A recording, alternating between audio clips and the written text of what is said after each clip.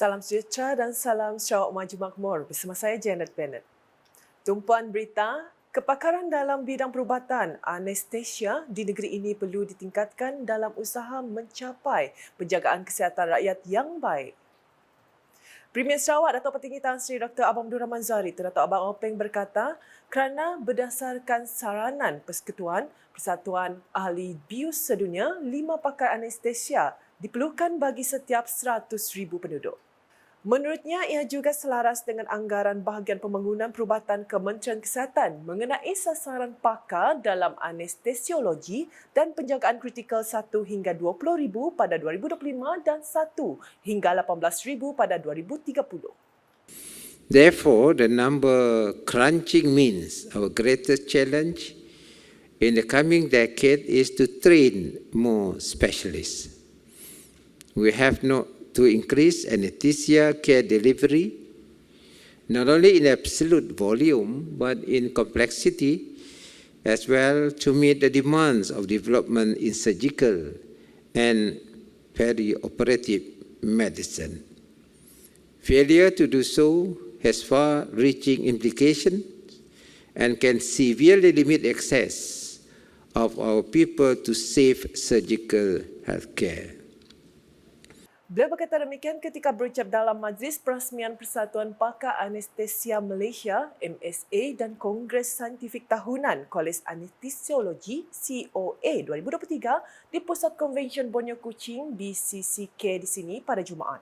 Turut hadir Timbalan Premier Sarawak merangkap Menteri Kesihatan Awam, Perumahan dan Kerajaan Tempatan Sarawak Datuk Seri Profesor Dr. Sim Kui Hian, Timbalan Pengarah Perubatan Jabatan Kesihatan Sarawak Dr. Azli Ayub, Presiden MSA Profesor Dr. Ina Ismiarti Saifuddin, Presiden COA Akademi Perubatan Malaysia Profesor Dr. Marzida Mansor dan Pengerusi MSA Datuk Dr. Jahizah Hassan.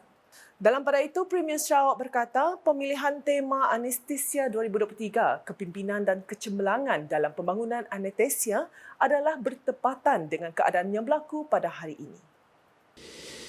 Anesthesiologists played a major, if not leading role during the COVID-19 pandemic recently. With collaboration from other relevant departments, we have been able to navigate our way out of that tumultuous episode and successfully bring Malaysia into the endemic phase. Kongres pada kali ini dihadiri perwakilan dari luar negara termasuk Indonesia, Australia, Brunei, Hong Kong, Kanada, Singapura, Jerman, Korea Selatan, Thailand, New Zealand, United Kingdom dan Jepun. Seterusnya, Timbalan Premier Sarawak merangkap Menteri Perdagangan Antarabangsa, Industri dan Pelaburan Sarawak, Datuk Amar Wang Tenggaliasan telah mengetuai kunjungan ke Iljin Display Company Limited, sebuah syarikat Korea Selatan yang berminat untuk melabur di Sarawak. Pengarah bahagian Sapphire Iljin Display Company Limited, Jang Hee Hyuk, telah memberi taklimat kepada Datuk Amar Wang Tengah mengenai cadangan pelaburan syarikatnya. Iljin Display merancang untuk melabur dalam kemudahan pembuatan di Sarawak untuk menghasilkan wafer nilam LED untuk penggunaan elektronik mewah.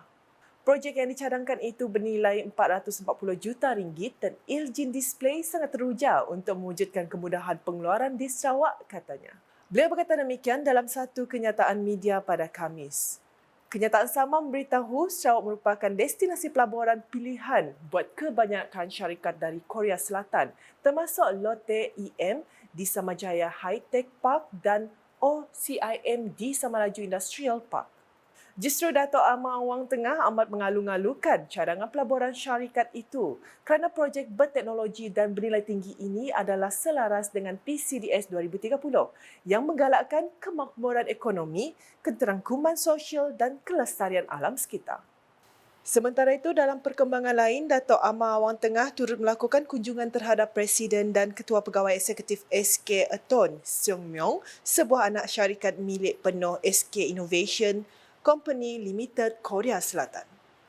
Datuk Amar Wang Tengah memuji SK Aton dan Petros atas kerjasama mereka di dalam penerokaan minyak dan gas SK427 di luar pesisir Sarawak. Beliau turut menggalakkan kumpulan SK mengkaji potensi pelaburan pertengahan dan hiliran di Sarawak, termasuk di Lawas dengan memanfaatkan limpahan kuasa hidro dan reserve gas Sarawak serta potensi simpanan karbon. Selanjutnya pula, filem Barbarian Invasion arahan anak tempatan Tan Chui Mui telah dinobatkan sebagai filem terbaik Festival Filem Antarabangsa AIFA 2023 yang telah berlangsung di sebuah hotel terkemuka di sini pada Jumaat. Filem lakonan pelakon terkenal Malaysia yang pernah dinobatkan sebagai aktor terbaik Asia, Bron Palare ini telah menewaskan 6 filem lain termasuk Before Now and Then dari Indonesia, Ginawa, Filipina, Berbet Sapu, Malaysia, Cargo, Filipina, Perjalanan Pertama, Malaysia dan Indonesia dan Tuan Nagu Bongo, Malaysia. Selain itu, bintang veteran handalan Dato' Ahmad Tarmimi Sirega, 72, turut mengharumkan nama negara dengan membawa pulang trofi pelakon lelaki terbaik menerusi filem Perjalanan Pertama hasil kerjasama dua negara Malaysia-Indonesia. Di samping itu, kehebatan pelakon tempatan terus terpuji apabila Hasnul Rahmat memenangi kategori pelakon pembantu lelaki terbaik menerusi filem Jerangkung Dalam Almari arahan Syadan Hashim. Seterusnya, filem Duan Nagu Bongo yang menyelitkan elemen tradisional Melayu terbitan Kalamarif Holdings Sdn Bhd telah merangkul trofi Asian Spirit Award, manakala pengarah berpengalaman Yue Saari diberikan penghormatan sebagai penerima anugerah sepanjang hayat. Dalam majlis sama, beberapa persembahan nyanyian daripada penyanyi Malaysia dan Indonesia seperti Hetty Koi Sendang, Sheila Majid, ZRV, Amir Jahari dan The Shang Sisters. Sementara itu, Menteri Pelancongan Industri Kreatif dan Seni Persembahan Sarawak, Datuk Seri Abdul Kadir Rahman Hamzah mengucapkan syabas dan tahniah kepada pihak penganjur Festival Filem Antarabangsa Asians AIFA 2023 di atas kejayaan mengendalikan festival tersebut dengan baik. Saya ingin mengucapkan tahniah syabas kepada penganjur syarikat yang telah mengendalikan selepas AIFA yang terakhir pada tahun 2019. Hari ini kita telah dapat mengadakan lagi satu kali tahun 2023. Alhamdulillah semuanya berjalan dengan baik dan kita akan teruskan AIFA ini di tahun-tahun yang akan mendatang. Keperkembangan di Serian, kerajaan menerusi Kementerian Kesihatan Malaysia KKM terus memberi tumpuan untuk menaik taraf klinik-klinik daif di seluruh Sarawak. Timbalan Menteri Kesihatan Lukan Isman Awang Sauni memberitahu inisiatif ini akan dilaksanakan melalui program Bintara Madani di mana sebanyak 38 buah klinik daif akan dinaik taraf dengan peruntukan sebanyak 10 juta ringgit. Katanya antara klinik yang dalam proses naik taraf di bahagian Serian adalah klinik kesihatan Terbekang dan Tembedu yang dijangka siap sepenuhnya pada Disember ini.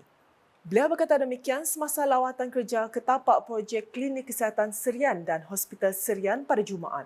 Sementara itu, Lukan Isman menambah, klinik kesihatan Serian jenis kelas 3 dijangka beroperasi selewatnya pada Mac 2024. So dengan siapnya projek klinik Serian ini, kita cukup yakin dapat memberikan perkhidmatan yang lebih baik kepada outpatient di Hospital Serian dan kita dapat memuangkan kesesakan pesakit-pesakit kerana mereka dapat membuat pemeriksaan di klinik kesihatan Serian jenis 3. Dalam lawatan kerja itu, Ahli Parlimen Sibuti itu turut mengumumkan peruntukan sebanyak RM10,000 kepada Kelab Kesihatan Hospital Serian. Beralih dengan perkembangan berikut, raptai penuh bagi Kuching Street Parade atau perarakan jalanan Kuching sebenar sambutan 60 tahun Sarawak Merdeka di pusat bandaraya ini berjalan lancar pada malam Jumaat. Sebanyak 60 kontijen terdiri daripada 4 kontijen antarabangsa, 6 kumpulan pancaragam, 10 sekolah menengah, institusi pengajian tinggi awam dan swasta, 20 kontijen komuniti dan 20 kontijen terbuka telah mengambil bahagian dalam perarakan jalanan tersebut. Setiausaha tetap Kementerian Kesihatan Awam Perumahan dan Kerajaan Tempatan Sarawak Elizabeth Loh telah hadir bagi meninjau raptai penuh tersebut. Timbalan Premier Sarawak, Datuk Seri Profesor Dr. Sim Kui Hien dijangka hadir mewakili Premier Sarawak, Datuk Petinggi Tan Sri Dr. Abang Abdul Rahman Zari, Datuk Abang Openg dalam acara kemunjak pada malam ini. Pelbagai pengisian program seperti pocket show, food truck, pertandingan persembahan kontijen dan fotografi serta pertunjukan bunga api juga akan diadakan untuk memeriahkan suasana. Perarakan jalanan itu akan diteruskan di Sibu pada 12 Ogos dan Miri pada 19 Ogos depan bagi memeriahkan perayaan sambutan 60 tahun Sarawak Merdeka. Keperkembangan sukan, Kerajaan Sarawak serius dalam membangunkan sektor sukan di negeri ini dengan berbelanja besar bagi menyediakan prasarana serta melaksanakan pelbagai program pembangunan. Ketua Pegawai Eksekutif Perbadanan Sukan Sarawak SSC Awang Putra Yusri Awang Rezwan berkata, selain penyediaan pelbagai infrastruktur sukan seperti Stadium Sarawak, juga banyak melabur dalam untuk melaksanakan pusat permulaan, cemerlang dan elit bagi melahirkan atlet yang berkualiti dan mampu bersaing. Justru katanya terpulang kepada rakyat Sarawak, terutama golongan belia untuk memanfaatkan segala yang telah kerajaan sediakan untuk mereka bersukan. Kita amat bertuah lah jadi warga negara Sarawak lah. Sebab kerajaan negeri Sarawak tu lah saya rasa banyak invest untuk sukan lah, selain dari sektor lain pelancongan, ekonomi. Tapi sukan tu merupakan satu investment yang untukkan untuk pembangunan sukan kita di Sarawak tu. Negeri lain lah, saya tanya dengan sedap pengarah MSN negeri lain di Semenanjung, mewah lah Sarawak tu, terlalu mewah untuk pembangunan sukan. Bajetnya untuk pembangunan, bajetnya untuk elit, bajetnya untuk pusat permulaan, pusat cemerlang, pusat elit, terlalu banyak. Dan pada masa sama, terlalu banyak infrastruktur sukan yang disediakan oleh kerajaan Sarawak. Terpulang pada kita di Sarawak tu lagi mau aja. Beliau berucap demikian pada majlis penghargaan atlet kabadi bawah 20 tahun di salah sebuah hotel di sini pada Jumaat. Berucap lanjut, Awang Putra Yusri mengucapkan penghargaan dan memuji usaha gigih Persatuan Kabadi Sarawak SKA dalam mengangkat sukan itu hingga diminati dan dikenali di Sarawak hari ini. Maksud saya SSC menangga awal potensial untuk sukan itu memang amat luas dan tanya pada Persatuan Kabadi Sarawak sebab dapat mengangkat sukan kabadi ke peringkat yang agak tinggi lah berbanding dengan sukan-sukan selain di Sarawak tu. Memang kita dah biasa dengan sukan-sukan lain, tapi kabadi itu suatu sukan yang semakin meningkat naik. Dalam masa sama katanya, sokongan daripada ibu bapa juga sangat penting dan amat dihargai dalam menyokong pelibatan anak-anak dalam sukan tersebut. Terdahulu, penasihat SKA Irsinia Haidil Heli berkata penganjuran majlis itu bukan sahaja bertujuan meraihkan kejayaan atlet kabadi, tetapi juga para ibu bapa atas pengorbanan serta sokongan mereka terhadap atlet. Katanya para ibu bapa wajar diberikan kredit kerana tetap menyokong anak-anak mereka terlibat dalam sukan yang kurang popular namun berjaya menyumbang sesuatu kepada Sarawak melalui penyertaan mereka dalam kejohanan peringkat kebangsaan. Pemain-pemainnya kebanyakan datang daripada pemain bukan daripada orang India. Tapi itu satu hybrid yang bagus sebenarnya untuk sukan tu. Lagipun kabadi dah di peringkat dunia pun sudah mendapat pengiktirafan. Jadi negara-negara macam Iran, Jepun dah bermain kabadi, bukannya India aja. Jadi si salah untuk di Sarawak pada masa itu yang pemain kita terdiri daripada bukan India dan dapat menunjukkan permainan yang bermutu. Bermutulah apabila dapat pingat. Bukan senang dapat pingat. Dan kami malam terjemput parent. Kami appreciate parents sebab parent membenarkan anak-anaknya, memberi sokongan penuh dengan anak-anaknya untuk terlibat training menyertai sukan ini. Sementara itu, Presiden SKA ASP Mutiah Pillai VP Sinnathamby dalam ucapan aluannya berkata prestasi atlet kabadi Sarawak semakin meningkat dari tahun ke tahun berdasarkan kepada keputusan yang diperolehi dari kejohanan peringkat kebangsaan disertai mereka. Majlis anjuran SKA itu bertujuan meraihkan kejayaan atlet lelaki dan wanita pada kejohanan Remaja Kabadi Kebangsaan U20 yang diadakan di Sintok, Kedah dari 28 hingga 30 Julai lepas. Dalam kejohanan tersebut, pasukan lelaki Sarawak meraih gangsa manakala pasukan wanita memenangi perak. Sebagai tanda sokongan, Insinyur Haidil turut memberi sumbangan kepada kedua-dua pasukan itu. Sekian edisi Tengah Hari bersama saya, Janet Bennett. Berita lebih lanjut boleh didapati di semua platform media sosial KAS, masuk portal kas.sarawak.gov.my dan UKAS channel di YouTube.